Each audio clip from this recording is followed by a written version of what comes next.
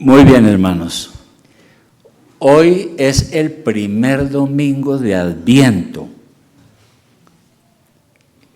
Y la palabra Adviento viene de una raíz latina que es adventus y significa venida. Estamos hablando de la venida del Señor. Por eso tenemos ahí una corona que se llama de Adviento y 4 velas. Cada domingo se encenderá una. Bueno, sí, ahí está prendida. En todo caso, ese es el significado, y el significado es que el cuarto domingo ya es previo a la Natividad o al 24 de diciembre, ¿no? Como dije, son 4 semanas.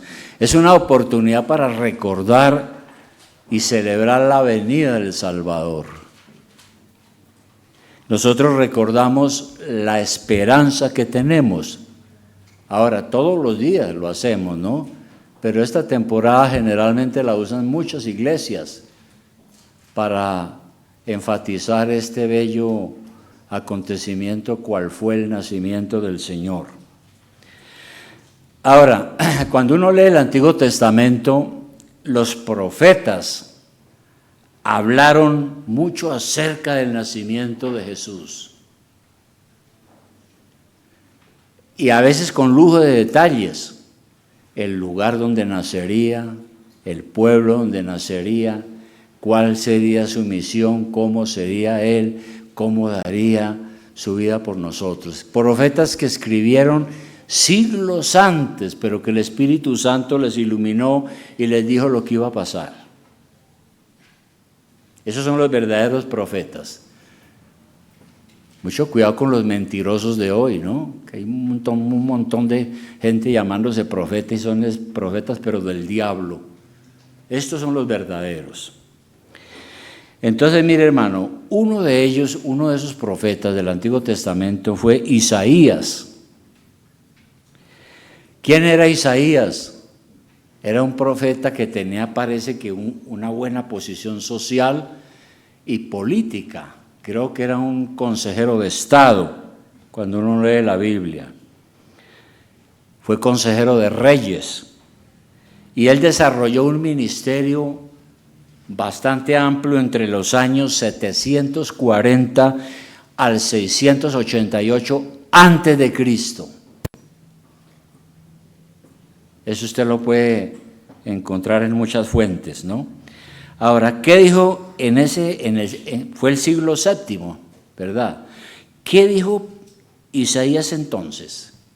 Dentro de las muchas cosas. Él profetizó la venida del Mesías. El Mesías, pues, es el Salvador, el que el pueblo judío esperaba con mucho amor y con mucha expectación. Isaías, entonces, él dijo que nacería el Mesías, pero que la misión de él era una misión salvadora.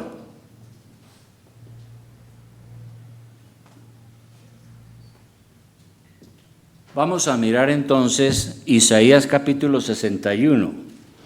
Isaías capítulo 61 en sus Biblias.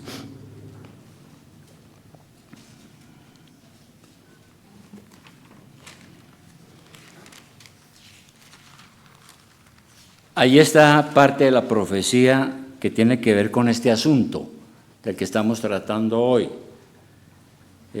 la venida del Señor. ¿Qué dice aquí en Isaías 61?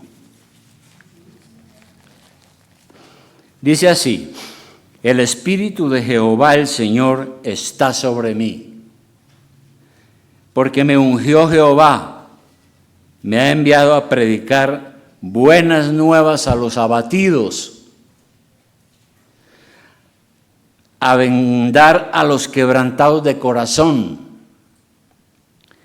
a predicar libertad a los cautivos y a los presos apertura de la cárcel. Ahora, realmente Isaías vio de antemano muchas cosas que le sucederían al pueblo de Dios. Recordemos que después de Salomón el pueblo de de Israel se dividió en reino del norte y reino del sur, después de Salomón. El reino del norte quedó con un rey y la capital era Samaria, y el reino del sur quedó con otro rey por esa división y la capital era Jerusalén. Isaías predicó en el reino del sur, llamado también Judá. Y él entonces vio muchas cosas que el Espíritu le mostró. Por ejemplo, él le dijo a la gente: arrepiéntanse. Ustedes como nación de Dios, no maten, no roben, no sean miserables, amen a Dios, cumplan sus mandamientos. Si no lo hacen, viene un castigo. Lo dijo allá en el siglo VII, dicho y hecho. Unos años después, esos reinos cayeron, ¿no? Cayó Samaria y el último fue Jerusalén, la capital del reino del sur. Cayó y fueron llevados esclavos a Babilonia. Y entonces, cuando escribió Isaías estas cosas, las escribió porque cuando ellos les sucediera este castigo, Dios estuvieran en la cautividad, quizá estas profecías les sirvieran a ellos de consuelo a los que estaban sufriendo. Y por eso él inicia diciendo que el Señor es bueno y que el mensaje es buenas nuevas a los abatidos. Buenas nuevas a los abatidos. Ahora, nosotros sabemos que buenas nuevas, ¿qué significa? Buenas noticias. Buena noticia, sí, pero la palabra evangelio traduce buenas nuevas. Cuando uno dice voy a llevarle el evangelio a esa persona porque no conoce, ¿qué es lo que estoy diciendo? Voy a llevarle las buenas nuevas. ¿Cuáles son esas buenas nuevas? Pues que Jesucristo ha venido a salvarnos del pecado. Eso es, ¿no? Entonces dice aquí el profeta que Dios es así, Dios anuncia buenas nuevas a los abatidos, ¿no? Ahora, allá en el cautiverio el pueblo de Israel, el pueblo de Dios, se sintió muy triste. Ser esclavo en una nación ajena es algo muy duro, una experiencia dolorosa. Y los judíos allá en Babilonia, ellos lloraban y anhelaban volver a su patria, volver a Jerusalén y reedificar el templo y todas estas cosas, reconstruir la casa de Dios, porque estaban en profunda aflicción. Y por eso Dios le entregó a Isaías un mensaje para que después de esos años la gente que mirara las Escrituras encontrara estas palabras que fueran un gran aliciente para sus almas, ¿no? Para un pueblo miserable y sufrido. Entonces, por eso le escribí aquí que el Mesías que vendría no solamente traía buenas nuevas, sino que también esas buenas nuevas eran para aquellos que tuvieran un corazón roto. Mire lo que dice el 61:1, nuevamente. Me ha enviado a predicar buenas nuevas a los abatidos, a vendar a los quebrantados de corazón. ¿Y qué es el quebrantado de corazón? Es tener uno el corazón dolido, roto por los problemas y las dificultades. Pero entonces aquí, de antemano, el profeta escribe estas cosas y les dice que Dios se apiadaría de ellos, sanaría sus aflicciones, como efectivamente pasó. Porque si usted lee la Biblia, lee Nehemías y Esdras, vemos que los judíos regresaron nuevamente a Jerusalén, cumpliéndose todo esto que Dios les dijo, que Él es un sanador del corazón. Y algo más les dice aquí: a vengar, a publicar libertad a los cautivos, porque ellos estaban cautivos en un país extranjero. Este mensaje tuvo que ser de gran esperanza. Se les anunciaba que el cautiverio iba a terminar algún día, como efectivamente terminó. Y luego dice, a publicar libertad a los cautivos y a los presos, apertura de la cárcel. Pero además de eso dice el 2, a proclamar el año de la buena voluntad de Jehová.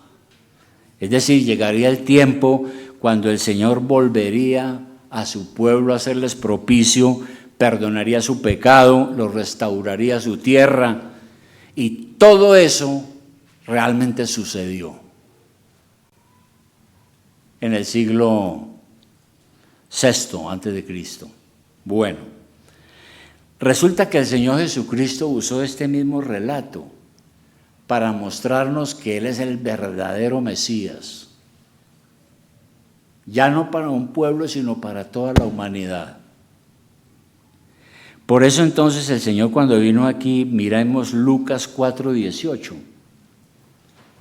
Lucas 4:18.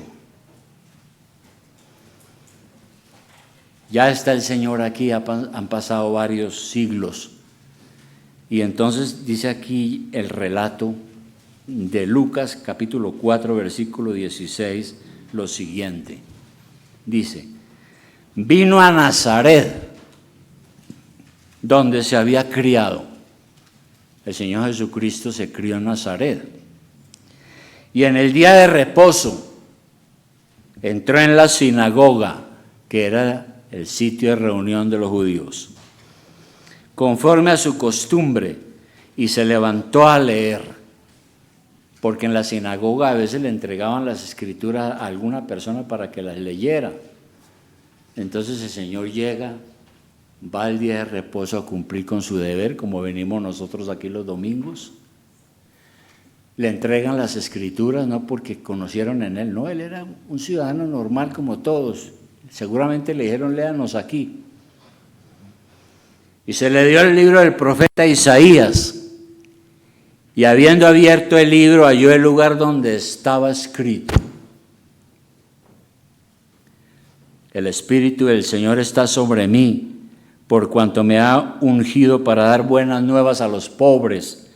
Me ha enviado a sanar a los quebrantados de corazón, a pregonar libertad a los cautivos y vista a los ciegos, a poner en libertad a los oprimidos, a predicar el año agradable del Señor.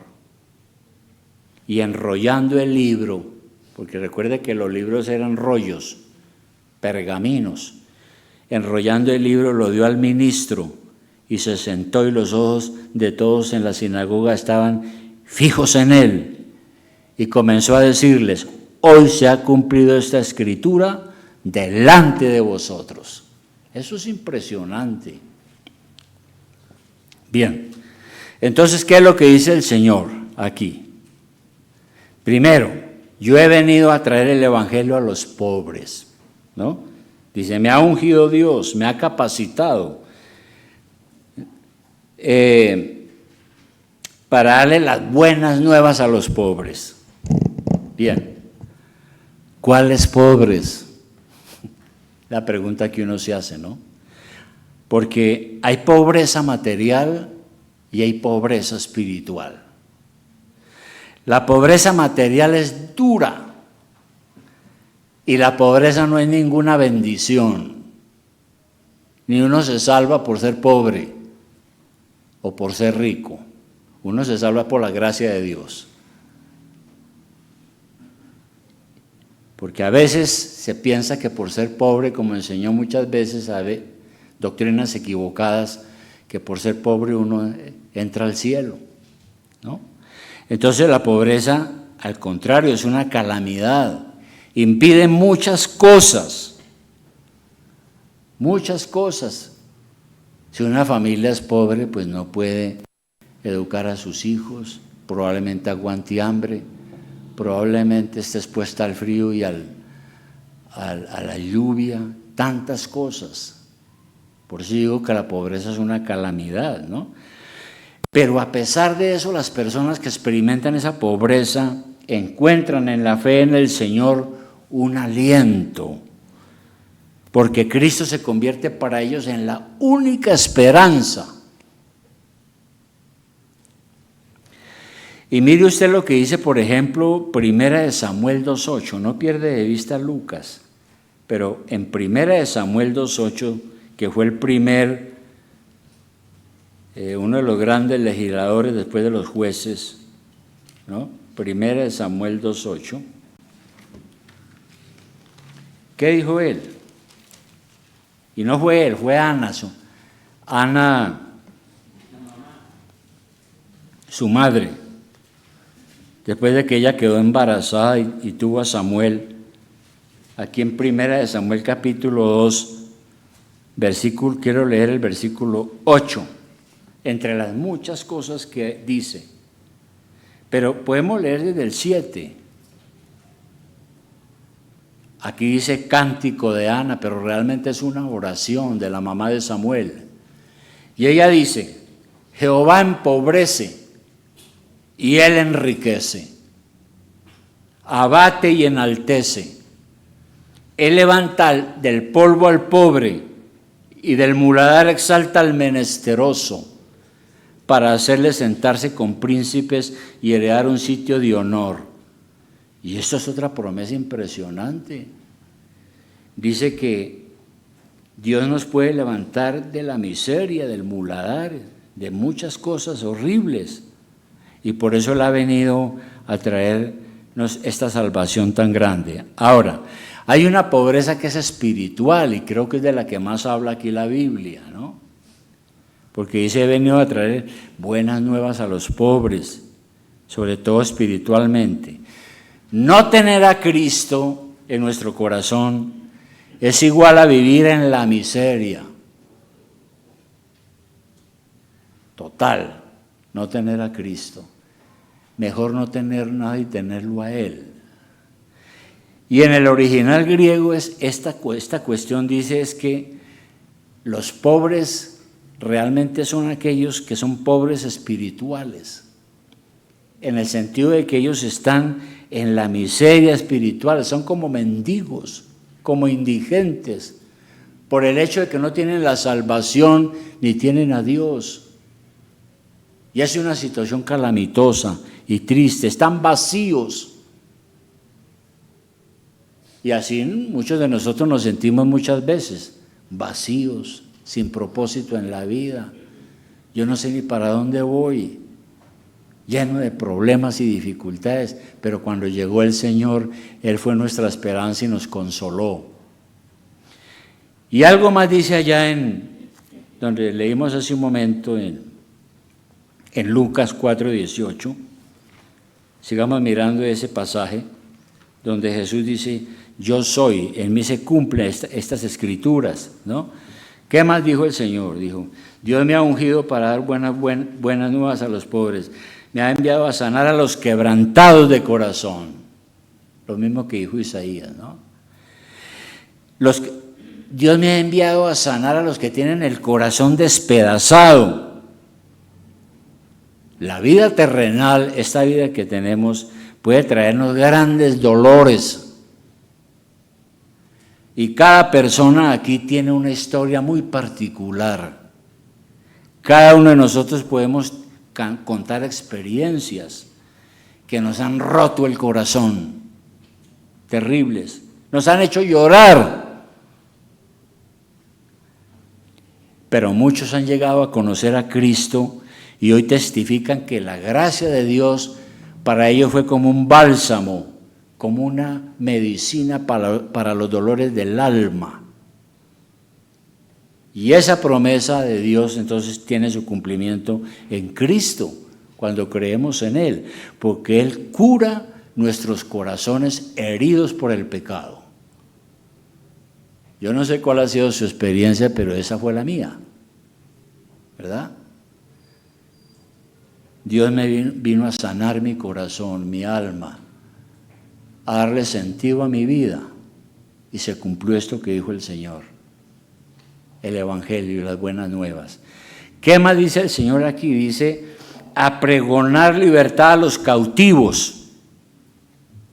Hay muchas personas que han sido encarceladas de manera injusta, o por causas injustas. Eso se da. Pablo lo fue. Recordemos que él estuvo preso los últimos días de su vida, ¿verdad? Pero él encontró libertad en Cristo y tuvo el poder para superar semejante prueba tan terrible. Pero el Señor nos libra de la peor de las prisiones. ¿Cuál es la peor de las prisiones? La prisión del pecado. Esa es la peor. ¿Qué dijo Juan 8:34? Iremos Juan 8:34. Más adelante unas hojas. En Juan 8:34. El Señor dijo lo siguiente a todos los que estaban allí, especialmente a los judíos. 8:34. Le dijo el Señor lo siguiente. Jesús les respondió: de cierto os digo que todo aquel que hace pecado, esclavo es del pecado. Cada vez que yo cometo pecado, digo mentiras, estoy siendo esclavo de la mentira. Cada vez que alguien fornica y peca, está siendo esclavo de la lascivia sexual. Cada vez que alguien mata, está siendo esclavo de su propio pecado, está violando la ley de Dios. Por eso la Biblia dice que Jesucristo dijo que hay una esclavitud terrible, la del pecado, porque nos lleva a hacer cosas terribles, ¿no? Entonces, Cristo nos trae la verdadera libertad del pecado. Los que hemos tenido esa experiencia salvadora sabemos de qué se trata esa libertad. Miremos también Romanos 6:17, unas páginas adelante. Epístola a los Romanos, capítulo 6, versículo 17.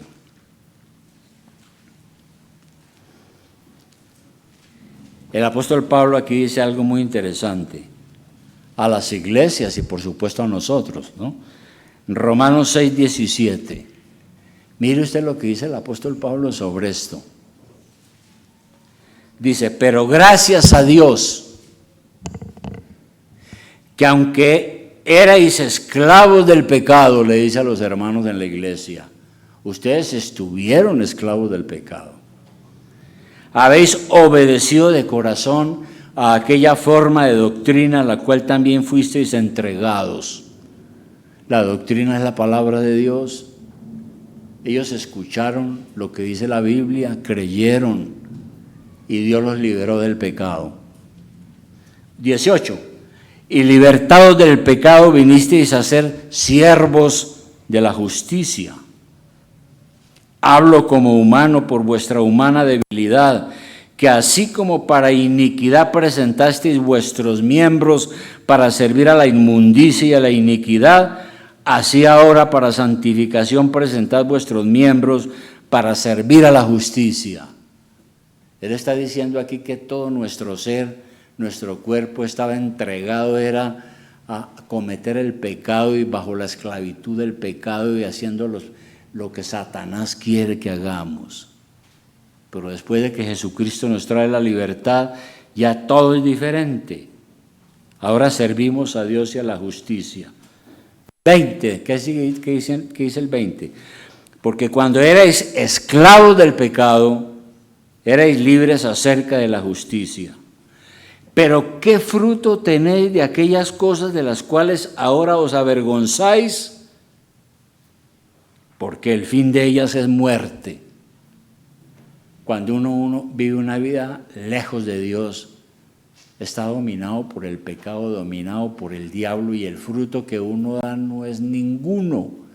Lo que hace es desperdiciar su vida entera. Dice, mas ahora que habéis sido libertados del pecado y hechos siervos de Dios, tenéis por vuestro fruto la santificación y como fin la vida eterna. Luego dice, porque la paga del pecado es muerte, mas la dádiva de Dios es vida eterna en Cristo Jesús, Señor nuestro. Sí, el pecado no es a nada bueno, destruye nuestra vida, quita nuestra esperanza, despilfarramos nuestra juventud, nuestra vida, nos hundimos en la miseria. Es triste. Y bueno, el Señor ha venido a eso, a liberarnos de esa cautividad. ¿Qué más dijo el Señor aquí? Donde estamos, en Lucas 4:18. Dice también que Él ha venido a dar vista a los ciegos. Vista a los ciegos. Jesús sanó a varios ciegos. Ciegos literales, ¿no? Él sanó a varios ciegos. Yo no he visto a nadie que haya sanado ciegos. Hay mentirosos en las iglesias, ¿no? Pastores mentirosos, falsos, que dicen mentiras, que milagros, que Dios que él sanó, que le dio los ojos a otro. Yo no he visto a nadie nunca. Dicen eso, pero para que la iglesia crezca. El Señor sí lo hizo, pero aquí cuando el Señor dice, he venido a dar vista a los ciegos, hay una aplicación más amplia. Él viene a sanarnos de la ceguera espiritual causada por el pecado. Miremos Juan 8:12. Juan 8:12.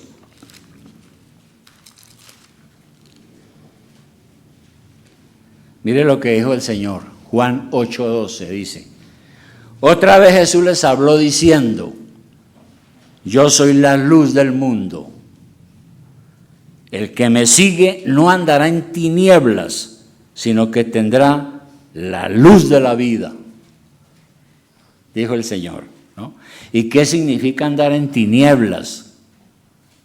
Uno anda en tinieblas cuando uno anda en la oscuridad, y eso significa, según la Biblia aquí, vivir una vida pecaminosa, separado de la verdad, separado de la luz espiritual que es Cristo. Y eso simboliza es un estado terrible de ignorancia y de pecado. Eso es. Una persona sigue una vida impía. Eso es vivir en tinieblas, aunque diga que cree en Cristo. Pero una vida en tinieblas se caracteriza porque no reconoce su pecado, no pide perdón y sigue empecinado en sus cosas. Eso es vivir en tinieblas. Y luego hay otra cosa que dice ahí, yo he venido a poner en libertad a los oprimidos. Miremos un versículo similar que es Hechos 10:38. Hechos 10:38.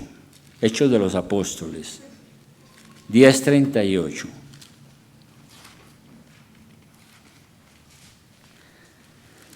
¿Recuerdan este pasaje? El Espíritu Santo ha descendido en Pentecostés sobre la iglesia. El apóstol Pedro empieza a predicar un mensaje. Después es con Pedro y Cornelio, 10:38. Aquí él dice lo siguiente, hablando de Jesús. Dice, cómo Dios ungió con el Espíritu Santo y con poder a Jesús de Nazaret, y cómo éste anduvo haciendo bienes y sanando a todos los oprimidos por el diablo, porque Dios estaba con él. Entonces aquí está hablando de una opresión del diablo. Y Jesús habla de que Él ha venido a liberarnos de la opresión de Satanás. De eso ha venido a liberarnos, ¿no? Porque Satanás tiene cautivos a todos aquellos que no han reconocido a Dios en su vida ni a Cristo. Aunque ellos no se den cuenta, están haciendo la voluntad del diablo, no la de Dios. Miremos también otra epístola que es Efesios 2:1. Más adelante, Efesios 2:1. Efesios 2:1. Este es un pasaje muy bueno. Efesios 2:1. Le está hablando a la iglesia, le está hablando a los cristianos. ¿Y qué les dice allí? A nosotros. Dice que Cristo nos dio vida y Él os dio vida a vosotros cuando estabais muertos en vuestros delitos y pecados. Cuando uno vive una vida en el pecado y en el delito, está muerto espiritualmente, está en tinieblas, está cautivo, está oprimido.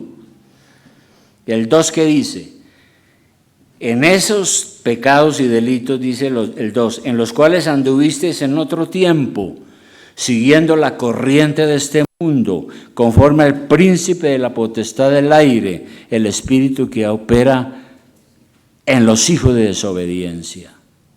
Y es lo mismo, siguen es al diablo. Ahora, Jesucristo ha venido a libertar a esos oprimidos por el diablo, ¿no? ¿Y cuáles son las señales de opresión? Cuando uno no tiene a Cristo en el corazón, cuando no ha sido libertado, lo que uno experimenta en la vida es inseguridad, miedo. Cae uno en adicciones, las drogas, la perversión sexual, la confusión, la incertidumbre hacia el futuro. Toda esa vida miserable, el Señor ha venido a eso, a libertarnos de la opresión. Es lo que dice aquí. ¿Y qué más dice el Señor allá en Lucas, por último?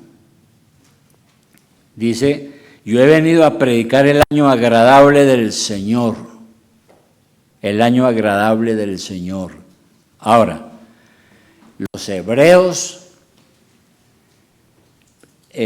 por mandato de Moisés, cada 50 años celebraban una cosa que se llama el año del jubileo.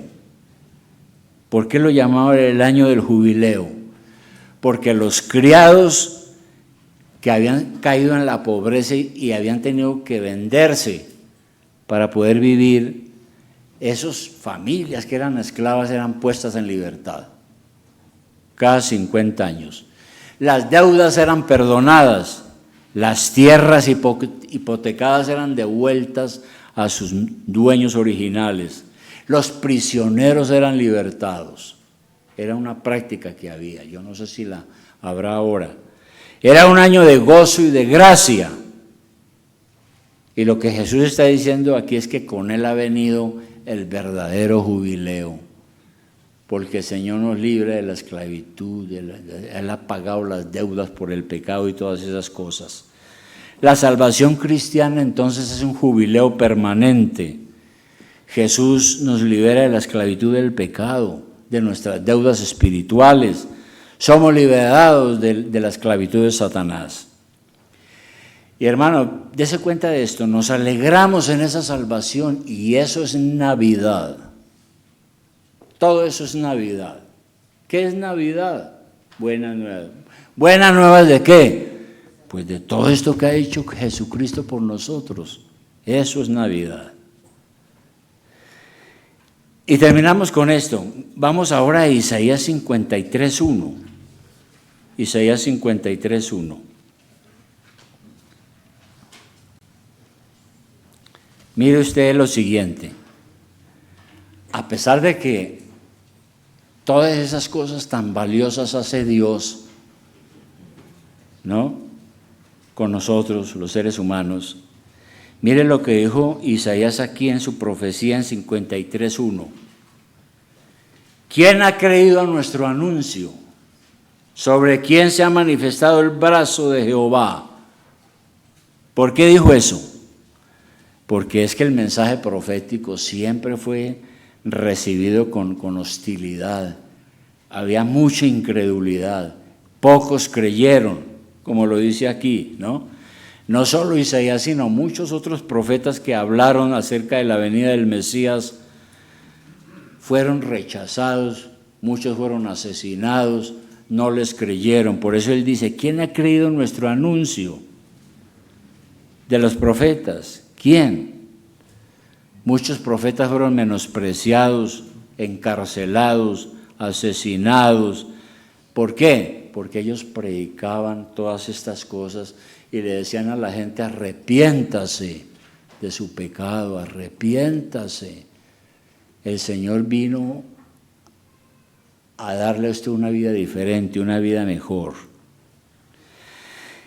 Y entonces la realidad es otra, ¿no? Muchos no creyeron, pero otros sí, de pronto reconocieron las bendiciones de Dios, dejaron de ser incrédulos. Y también miremos Hebreos 3, 7, 12, Hebreos 3, 7, 12, Hebreos 3, 7, 12, que es una amonestación para nosotros hoy. Hebreos 3, 7. ¿Qué dice aquí? Dice, por lo cual, como dice el Espíritu Santo, si hoy, esto ya es para nosotros, ¿no? Ya dejemos a Isaías por allá, ya pasamos los tiempos de Jesús cuando le predicó, ellos estaban ahí, ahora esta palabra es para nosotros. Dice, por lo cual, como dice el Espíritu Santo, si oyereis hoy su voz, no endurezcáis vuestros corazones, como en la provocación, en el día de la tentación en el desierto, donde me tentaron vuestros padres, me probaron y vieron mis obras 40 años, a causa de lo cual me disgusté contra esa generación, y dije, siempre andan vagando en su corazón, y no han conocido mis caminos, por tanto juré en mi ira, no entrarán en mi reposo. Y luego nos dice a nosotros, mirad, hermanos, que no haya en ninguno de vosotros corazón malo de incredulidad para apartarse del Dios vivo. Dice con mucha claridad acá, ¿no? Y esa ha sido la realidad.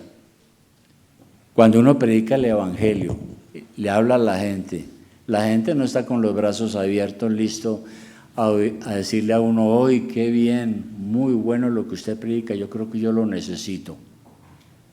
No, la gente escucha y muchos se oponen, no creen porque quieren vivir en su pecado y en la vida propia que ellos tienen. Y entonces Jesús siempre ha tenido a veces más admiradores que seguidores. Bueno, entonces, finalmente, aquí hay una advertencia para la iglesia, ¿no?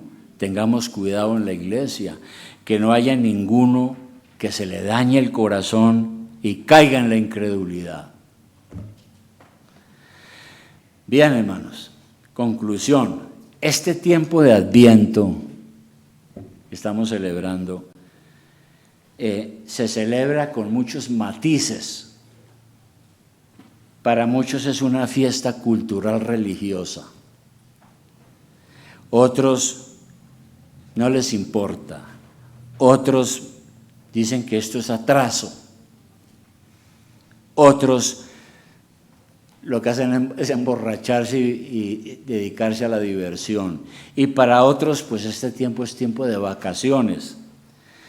Pero la verdad es que la Navidad tiene un gran significado, porque la Navidad significa buenas nuevas. ¿Cuáles? Las buenas nuevas del Evangelio que nos ha traído el Señor, sobre todo lo que ya dijimos hace un momento, todas esas cosas que hace Dios. Él nació en Belén, en una fecha, y vino el Señor, nos enseñó, y ahora Él dice que creamos en Él, que no lo rechacemos, que no lo rechacemos.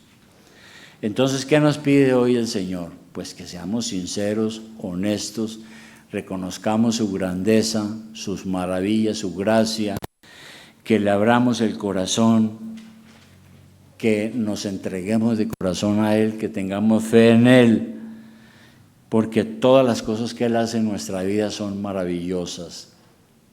Nos da una nueva vida.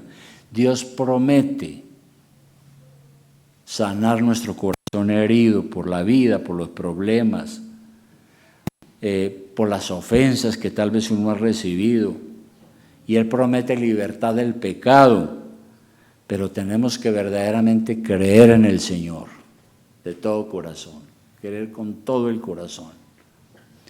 Mire, hermano, cuando yo entendí estas cosas, yo tenía 23 años, cuando entendí estas cosas, yo me entregué a Cristo. Ni idea yo de llegar a estar aquí detrás de un púlpito predicando el Evangelio, ni idea. Pero el Señor hizo la obra tremenda, como la va a hacer en la vida suya, o la está haciendo ya. Y por eso entonces Este tiempo es de gran regocijo porque todo esto nos enseña que tenemos es que entregarnos a Jesucristo, nuestro Señor y Salvador. En el mundo no hay nada mejor, no hay nada que nos dé la solución que Dios nos da. Por eso tenemos que ser sinceros y honestos y creer en Él y entregarnos a Él, porque Él nos sana espiritualmente, total. Vamos a orar. Querido Padre, muchas gracias te damos en esta mañana por este tiempo que tú nos has dado aquí en la iglesia. Gracias, Padre, porque hemos aprendido que tú has venido a darnos buenas nuevas, a traernos el evangelio de tu gracia. Es época de recordar tu advenimiento aquí a este mundo. Y hoy nos regocijamos. Sabemos, Padre, que hay mucha gente que no entiende estas cosas o no le importa, pero síguenos dando la fe y la habilidad para poder predicar el evangelio, para que otras también conozcan a Jesucristo como su Salvador y puedan experimentar eso que nosotros hemos experimentado: vida nueva, libertad de la esclavitud del pecado, vista nueva, para andar en una vida no en las tinieblas, sino en la luz de Jesucristo. Gracias, oh Dios, te damos por todo. En el nombre de tu Hijo lo pedimos. Amén.